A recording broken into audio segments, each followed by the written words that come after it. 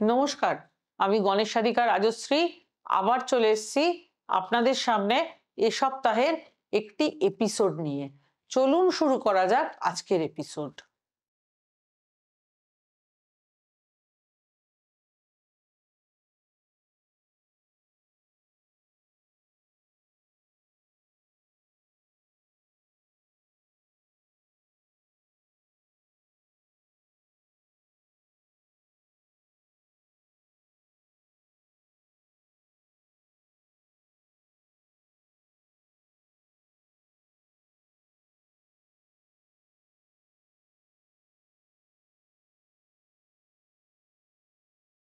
ধনতেরাস এবছর 18ই অক্টোবর পালিত হবে।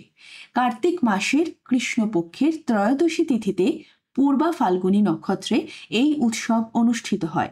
প্রচলিত বিশ্বাস অনুযায়ী এই দিনে সোনা, রূপো, যানবাহন, বাসনপত্র, ঝাঁটা বা গয়না কিনলে পরিবারের সুখ সমৃদ্ধি আসে এবং আনন্দ বিরাজ করে। এই পবিত্র দিনে নতুন কোনো কাজ শুরু করা অত্যন্ত শুভ বলে মনে করা হয়, কারণ এতে সাফল্যের সম্ভাবনা বহুগুণ বেড়ে যায়। শাস্ত্র মতে ধনতেরাসে ভগবান ধন্বন্তরী, গণেশ, দেবী লক্ষ্মী এবং কুবের মহারাজের পুজো করলে ভক্তদের সকল ইচ্ছা পূরণ হয় এবং তাদের জাগতিক সুখ বৃদ্ধি পায়।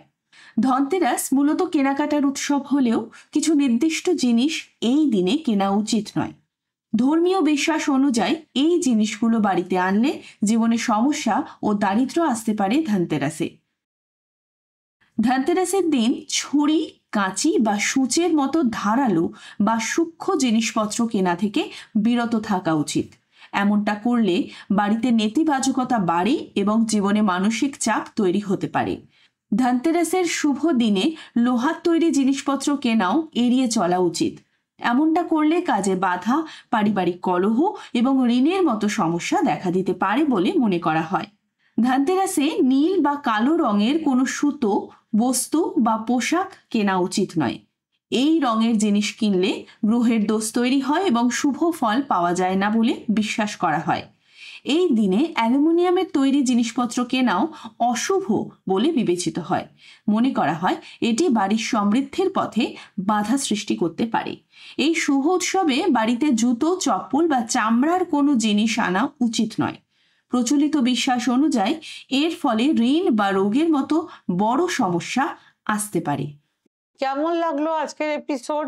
যদি ভালো লেগে থাকে আমার ইউটিউব চ্যানেল গণেশ সাধিকা রাজশ্রীকে লাইক, শেয়ার এবং বেল আইকনটি প্রেস করে সাবস্ক্রাইব করে রাখতে ভুলবেন না, যাতে সমস্ত অনুষ্ঠান সবার আগে পেয়ে যান। নিজেরা ভালো থাকুন, সকলকে ভালো রাখুন। শুধু মানুষ নয়, পথের যে পশু, কুকুর, বেড়াল, এদের প্রত্যেককে ভালো রাখুন।